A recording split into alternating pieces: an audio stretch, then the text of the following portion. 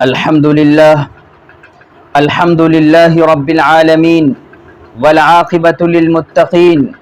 والصلاة والسلام على سيد الأنبياء والمرسلين وعلى آله وصحبه أجمعين أما بعد فأعوذ بالله من الشيطان الرجيم بسم الله الرحمن الرحيم إذ قال لأبيه يا أبت لم تعبد ما لا يسمع ولا يبصر ولا يغني عنك شيئا صدق اللہ العلی العظیم۔ انتہائی قابل قدر بزرگوں، نوجوان ساتھیوں، ملت اسلامیہ کے غیور فرزندوں، اللہ رب العزت والجلال کا احسان، کرم اور فضل ہے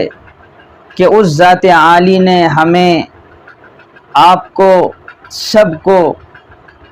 ایمان اور اسلام کی دولت سے مالا مال فرمایا۔ مذہب اسلام جیسا دین ہمیں اور آپ کو عطا فرمایا، جو دین عند اللہ محبوب اور مقبول ہے۔ دین اسلام کے علاوہ اس دنیا میں اگر کوئی شخص دوسرا دین اختیار کرتا ہے، چاہے وہ کوئی بھی ہو، اللہ کے نزدیک ہرگز وہ قابل قبول نہیں ہو سکتا۔ اللہ نے اعلان فرما دیا وَمَن يَبْتَغِ غَيْرَ الْإِسْلَامِ دِينًا فَلَن يُقْبَلَ مِنْهُ وَهُوَ فِي الْآخِرَةِ مِنَ الْخَاسِرِينَ۔ دین اسلام کے علاوہ دوسرا دن جو تلاش کرے گا،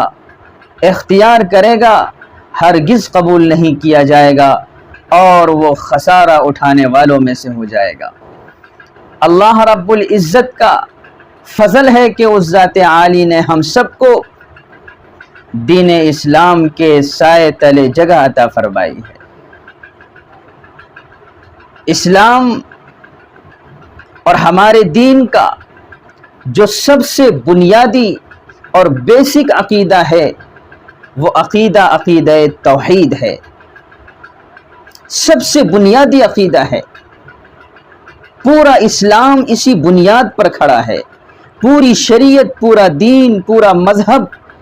اسی عقیدہ توحید پر کھڑا ہے۔ کوئی مسلمان اس وقت تک مسلمان نہیں ہو سکتا جب تک کہ اس کے دل میں توحید کا عقیدہ مضبوط اور مستحکم نہ ہو جائے، اور کوئی شخص مسلمان اس وقت تک بن نہیں سکتا جب تک کہ توحید کا عقیدہ اپنا نہ لے۔ توحید کے معنی کیا ہیں؟ توحید کے معنی ہیں اللہ کو ایک ماننا، اللہ کو ایک جاننا، اس کی ذات میں بھی، اس کی صفات میں بھی، اس کے اسماء اور افعال میں بھی ہر اعتبار سے اللہ کو یکتا ماننا، اللہ کو تنہا ماننا،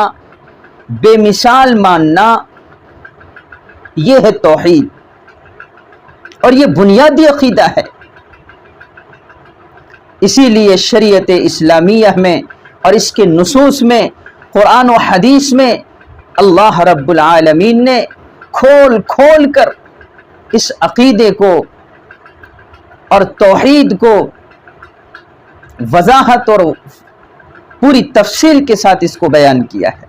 اور آقا صلی اللہ علیہ وسلم نے حدیثوں کے اندر بڑی وضاحت کے ساتھ توحید کو بیان کیا ہے۔ اللہ نے فرمایا یا ایھا الناس اعبدوا ربکم الذی خلقکم والذین من قبلکم لعلکم تتقون۔ اے لوگو، اسی ایک رب کی عبادت کرو، اسی ایک رب کی پرستش کرو، اسی ایک رب کے سامنے اپنے ماتھے اور پیشانی کو جھکاؤ جس نے تمہیں پیدا کیا اور ان لوگوں کو بھی پیدا کیا جو تم سے پہلے تھے، لعلکم تتقون، تاکہ تم دوزخ کی آگ سے بچ سکو۔ ایک جگہ اللہ نے ارشاد فرمایا وَمَا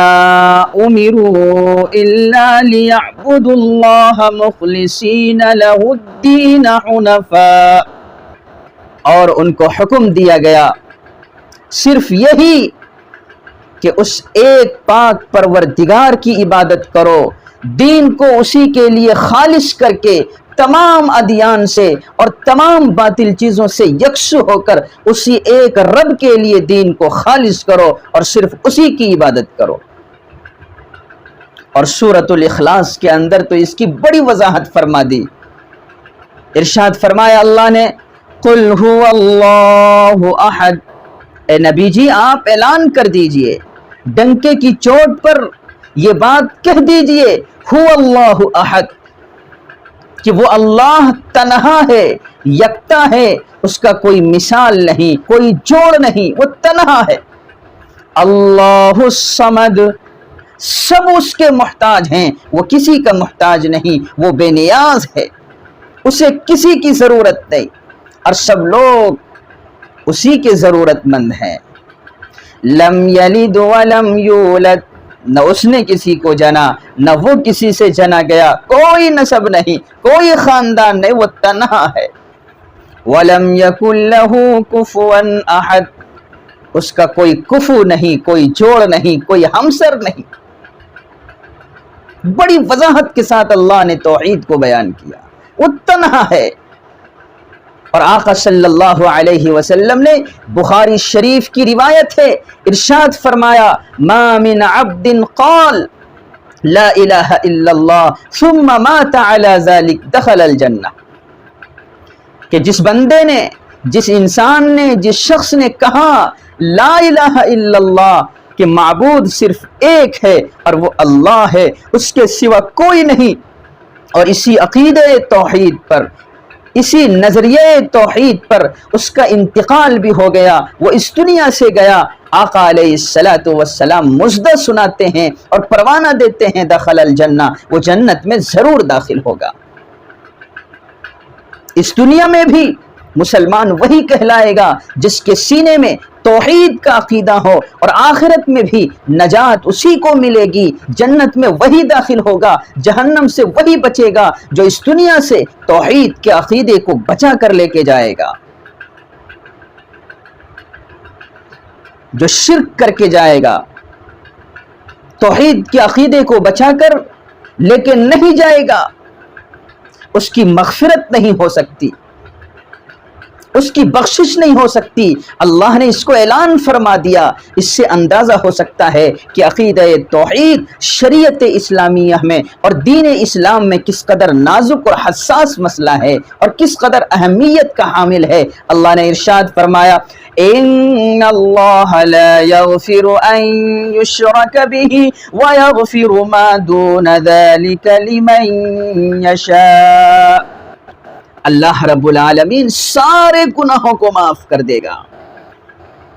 گناہوں کے ڈھیر لے کے جائے گا۔ اللہ کی رحمت اگر جوش میں آئی تو سارے گناہوں کو معاف کر سکتا ہے، لیکن اگر شرک لے کر اس دنیا سے کوئی گیا، اللہ کی ذات میں، اللہ کی صفات میں کسی کو شریک کر کے گیا، اس کی بخشش نہیں ہو سکتی، اس کی مغفرت نہیں ہو سکتی۔ کیوں؟ اللہ کی ذات میں کسی کو شریک کر دینا یہ اللہ کے اوپر بہت بڑا بہتان ہے۔ ہاں میرے بھائیوں، دوستوں، عزیزوں، بزرگوں، توحید کا عقیدہ اسلام میں بنیادی عقیدہ ہے۔ پورا دین، پوری شریعت، پورا مذہب اسی عقیدے کے اوپر کھڑا ہے۔ یوں سمجھ لیجئے کہ ایمان اور توحید کا عقیدہ پورے دین میں ایسا ہے جیسے پورے جسم میں سر کا درجہ ہے۔ اگر ہاتھ کاٹ دیا جائے، پیر کاٹ دیے جائیں تو انسان زندہ رہ سکتا ہے، لیکن اگر سر اڑا دیے جائیں تو انسان زندہ نہیں رہ سکتا۔ اگر توحید کے عقیدے میں گڑبڑی ہوگی تو اس کا دین اور ایمان سالم اور صحیح نہیں رہ سکتا۔ اور جب یہ عقیدہ دلوں میں پیوست ہوتا ہے، مستحکم ہوتا ہے، مضبوط ہوتا ہے، تو ایسا عقیدہ رکھنے والا، توحید کا نظریہ رکھنے والا دنیا کے سامنے ڈرتا نہیں، دبتا نہیں، جھکتا نہیں، بلکہ وہ جہاں جاتا ہے مؤثر بن کے رہتا ہے، اپنا اثر ڈالنے والا ہوتا ہے، اثر قبول نہیں کرتا۔ نہ حکومت سے ڈرتا، نہ بادشاہ سے ڈرتا، نہ دنیا کی رنگینیوں پر فریفتہ ہوتا، نہ اس سے متاثر ہوتا، نہ دھوکہ کھاتا۔ مجھے واقعہ یاد آیا، اسلامی لشکر روانہ ہوتا ہے، حضرت خالد بن ولید رضی اللہ تعالی عنہ کی امارت میں اور ان کی قیادت میں سپہ سالار ہیں حضرت خالد بن ولید رضی اللہ تعالی عنہ۔ مقابلہ ہے ایرانیوں سے، اور ایرانیوں کا سپہ سالار مشہور زمانہ پہلوان رستم ہے۔ ایرانیوں کے پاس فوجیں بے شمار ہیں، بڑی تعداد ہے فوجیوں کی، ہتھیاروں سے لیس ہیں۔ اسلامی لشکر کا سامنا جب ایرانیوں سے ہوا اور دونوں آمنے سامنے کھڑے ہو گئے تو رستم نے خبر بھیجوائی خالد بن ولید رضی اللہ تعالی عنہ کی خدمت میں، کہا کہ اپنا کوئی قاصد بھیجو عقل مند، جس سے ہم کچھ بات کر سکیں، میرے سوالوں کا جواب دے سکے۔ حضرت خالد بن ولید رضی اللہ تعالی عنہ نے جس شخصیت کو بھیجا، جس صحابی کو بھیجا، وہ ہے حضرت ربیع بن عامر رضی اللہ تعالی عنہ۔ ان کو بھیجتے ہیں، گھوڑی پر سوار ہو جاتے ہیں، معمولی درجے کی گھوڑی ہے، پھٹا پرانا لباس ہے، لوہے کا لباس پہن لیتے ہیں، زرہ پہن لیتے ہیں، سر میں لوہے کی ٹوپی خود پہن لیتے ہیں، ہاتھ میں تلوار ہے، اور نکل پڑتے ہیں رستم کے دربار کی طرف بات چیت کرنے کے لیے۔ اور ادھر رستم نے بڑی چال چلی تھی، بڑی عیاری اور مکاری کے ساتھ اور بڑی ہوشیاری کے ساتھ ایک چال چلی، پورے دربار کو سجایا، درباریوں کو اکٹھا کیا، مہنگے قالین زمین پر بچھائے، سونے کے تخت لگائے، خوبصورت لباس زیب تن کیے، اور ریشم اور حریر کے گدے لگائے گئے، بڑی بڑی مسندیں لگائی گئی، سونے اور چاندی سے اور موتیوں سے اور یاقوت سے پوری مجلس کو اور پورے دربار کو سجا دیا گیا۔ ارادہ تھا کہ مسلمانوں کا اور اسلامی لشکر کا جب قاصد آئے گا تو ہماری شان اور شوکت کو دیکھ کر گھبرا جائے گا، مرعوب ہو جائے گا، ہمارا اثر اس کے دل میں پیدا ہو جائے گا، مرعوبیت کا شکار ہو جائے گا، ہماری شان و شوکت کو دیکھ کر، ہماری دولت و ثروت کو دیکھ کر، ہمارے جاہ و جلال کو دیکھ کر وہ گھبرا جائے گا، مرعوب ہو جائے گا۔ لیکن شاید اسے پتہ نہیں تھا کہ آنے والا کوئی عام انسان نہیں، رستم کے لشکر کا کوئی فوجی نہیں، بلکہ آنے والا آقا نامدار، مدنی تاجدار، دو جہاں کے سردار جناب محمد الرسول اللہ صلی اللہ علیہ وسلم کے شاگرد رشید اور تربیت یافتہ تھے، جن کی نگاہ کے سامنے دنیا کی اور دنیا کی چیزوں کی کوئی حیثیت نہیں۔ وہ فریفتہ تھے تو اللہ کی رضا کے، وہ عاشق تھے تو پیارے آقا علیہ السلام کی ایک ایک سنت کے، دنیا اور دنیا کی چیزوں کی کوئی حیثیت ان کی نگاہ کے اندر نہیں تھی۔ معمولی گھوڑے پر سوار ہو کر دربار میں پہنچتے ہیں، کیا دیکھتے ہیں؟ مہنگے قالین زمین پر بچھے ہوئے ہیں، اپنی گھوڑی کو قالین پہ دوڑانے لگتے ہیں۔ درباریوں نے روکا، ننگی تلوار ہاتھ میں ہے، نیام میں نہیں، ننگی تلوار ہوا میں لہراتے ہوئے اور قالین کے اوپر گھوڑے کو دوڑا دیتے ہیں۔ درباریوں نے روکا، بڑی استغنا کے ساتھ اور بے نیازی کے ساتھ اپنے گھوڑی پر سے اترتے ہیں اور گھوڑی کو قالین پر لگے ایک تکیے سے باندھ دیتے ہیں اور تلوار کو فرش کے اوپر ٹیک لگاتے ہوئے رستم کی طرف بڑھتے ہیں۔ درباریوں نے منع کیا کہ اس سے قالین پھٹ سکتی ہے، مہنگی قالین ہے، پھٹ سکتی ہے۔ جب درباریوں نے منع کیا تو بڑی دلیرانہ بات کہی، ارشاد فرمایا کہ سنو، میں خود سے نہیں آیا ہوں، میں بھلایا گیا ہوں، اگر اس شان کے ساتھ مجھے جانے دیتے ہو تو ٹھیک ہے، ورنہ میں واپس چلا جاتا ہوں۔ اور رستم نے درباریوں کو اشارہ کیا کہ اسے آنے دو، اسے مت روکو۔ رستم کے قریب پہنچتا ہے، صحابی رسول ہیں، معمولی لباس ہے، زنگ آلود تلوار ہے، ادھر رستم کا دربار سونے اور چاندی سے، یاقوت اور موتیوں سے، ریشم اور حریر سے، سونے کے تخت سے اس کا دربار سجا ہوا ہے۔ اور رستم پوچھتا ہے یا اس کے درباری پوچھتے ہیں ربی بن عامر رضی اللہ تعالی عنہ سے بتاؤ تم لوگ ایران کیوں آئے ہو، تمہارا ارادہ کیا ہے، تمہارا مقصد کیا ہے، تم ہمارے ملک میں کیوں آئے ہو؟ اللہ اکبر، کیا جواب دیتے ہیں، کیا دلیرانہ جواب ہے، شجاعت، بردباری اور بہادری ایک ایک جملے میں کوٹ کوٹ کر بھری ہوئی ہے۔ حضرت ربی بن عامر رضی اللہ تعالی عنہ نے فرمایا سنو ہمارے 3 مقصد ہیں آنے کے۔ نمبر 1، اللہ کی مخلوق کو، اللہ کے بندوں کو مخلوق کی بندگی سے نکال کر خالق اور مالک کی بندگی کی طرف لگانا، یہ ہمارا پہلا مقصد ہے اس ملک میں آنے کا۔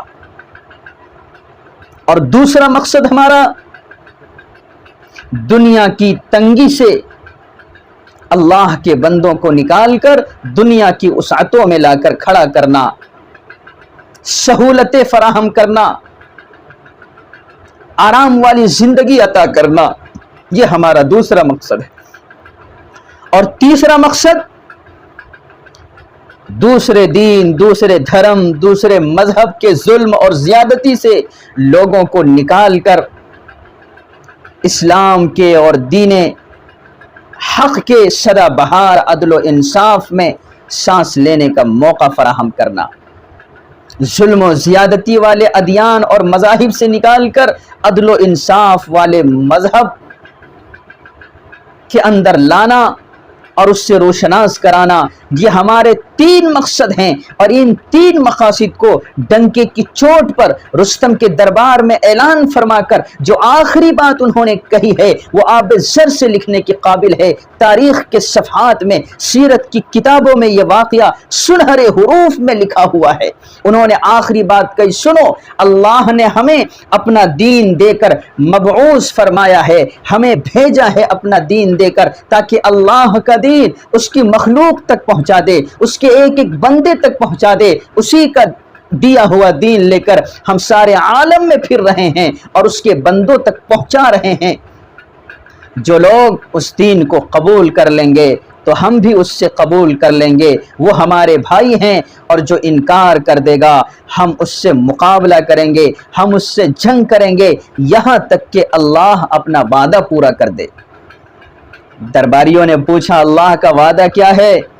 کہنے لگے اللہ کا وعدہ یہ ہے کہ مقابلہ کرتے کرتے، جنگ کرتے کرتے اگر ہمارا کوئی آدمی مر جائے گا تو شہادت کا درجہ پا کر جنتوں کا مستحق ہو جائے گا، جنتوں کا مہمان بن جائے گا، اور اگر بچ جاوے گا تو فتح و کامرانی ہاتھ آئے گی، غنیمت ہاتھ آئے گی۔ یہ ہے اللہ کا وعدہ۔ جب رستم نے اتنی دلیرانہ بات اور بہادرانہ بات سنی تو لگتا ہے کہ مشہور زمانہ وہ پہلوان تھا، لیکن اس کے سینے میں کلیجہ ہل گیا ہوگا، دہل گیا ہوگا، خوبصورت لباس کے نیچے رونگٹے اس کے کھڑے ہو گئے ہوں گے۔ رستم نے کہا کیا تم ہمیں کچھ مہلت دو گے؟ صحابی رسول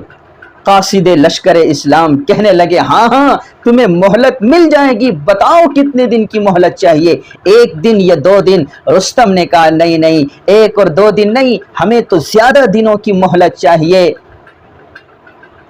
قاصد لشکر اسلام حضرت ربی بن عامر رضی اللہ تعالی عنہ نے کہا نہیں، زیادہ سے زیادہ تمہیں 3 دنوں کی مہلت مل سکتی ہے، کیونکہ ہمارے آقا جناب محمد الرسول اللہ صلی اللہ علیہ وسلم نے ارشاد فرمایا ہے کہ جب تمہارا سامنا دشمن اسلام سے ہو، کسی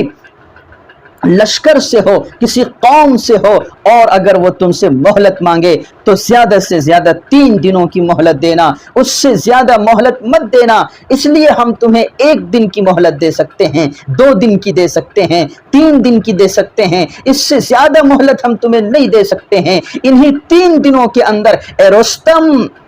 غور و فکر کر لو، انجام کے بارے میں سوچ لو، اپنے بارے میں اور اپنی قوم، اپنے رعایا، اپنی فوج کے انجام کے بارے میں سوچ لو۔ 3 دن تمہارے پاس مہلت ہے، اس کے بعد مہلت ختم ہو جائے گی۔ میرے بھائیوں، دوستوں، عزیزوں، بزرگوں، ایک صحابی ہے رستم کے دربار میں جا کر کس طرح للکار رہا ہے، ہاں جب ایمان دل میں مضبوط ہوتا ہے، اللہ سے رشتہ مستحکم ہوتا ہے، اللہ پر توکل ہوتا ہے، تو دنیا سے اور دنیا کی طاقت سے اور یہاں کی حکومت سے اور مظاہر قدرت سے اور دنیا کی پرفریب رنگینیوں سے وہ متاثر نہیں ہوتا، ہر جگہ مؤثر بن کے رہتا ہے، اور تمام تر مظاہر کے سامنے اسے اگر کوئی طاقت نظر آتی ہے تو صرف اللہ کی طاقت نظر آتی ہے، اللہ کی قوت نظر آتی ہے، اللہ کی ذات نظر آتی ہے، اور دنیا کی کسی چیز سے توحید اور ایمان کا عقیدہ رکھنے والا انسان کبھی متاثر نہیں ہوتا، کبھی جھکتا نہیں، کبھی دبتا نہیں، ڈرتا نہیں، ہر جگہ حق کی آواز بلند کرتا ہے، حق کا پرچم لہراتا ہے، کفر کے جمگھٹوں میں جا کر، باطل کے ایوانوں میں جا کر للکارتا ہے، اور ذرہ برابر پاؤں میں لغزش نہیں آتی ہے۔ لیکن میرے بھائیو، دوستو، عزیزو، بزرگو، جب ایمان سے اور توحید سے اور اللہ کی ذات پر توکل سے انسان محروم ہوتا ہے، ایمان کا نور، معرفت دل کے اندر نہیں ہوا کرتی ہے، تو پھر انسان جگہ جگہ ٹھوکریں کھاتا ہے، جگہ جگہ اس کے پاؤں میں لغزش آتی ہے، اور دنیا کی چیزوں کو دیکھ کر وہ متاثر ہو جاتا ہے، آسمان کی بلندی کو دیکھ کر، زمین کی وسعتوں کو دیکھ کر، پہاڑ کی جسامت کو دیکھ کر، سمندر کی طغیانی اور گہرائی کو دیکھ کر وہ متاثر ہو جاتا ہے، اور انہی چیزوں میں خدائی طاقت اسے نظر آنے لگتی ہے، بلکہ بسا اوقات وہ ان چیزوں کی پوجا شروع کر دیتا ہے، کبھی آسمان کی، تو کبھی زمین کی، تو کبھی سمندر کی، تو کبھی درختوں کی، تو چاند، سورج، ستاروں کی پوجا شروع کر دیتا ہے، ان چیزوں میں اسے خدائی طاقت نظر آنے لگتی ہے، اور جب اس طرح کی ذہنیت پنپنے لگتی ہے تو پھر انسان اور زیادہ گر جاتا ہے، اتنا گرتا ہے کہ پتھروں میں بھی اور درختوں میں بھی اور ٹھیکروں میں بھی اور کنکروں میں بھی اسے خدائی طاقت نظر آنے لگتی ہے، نفع اور نقصان کی صلاحیت ان میں نظر آنے لگتی ہے، سال کے موسموں میں، رات اور دن کی گردشوں میں،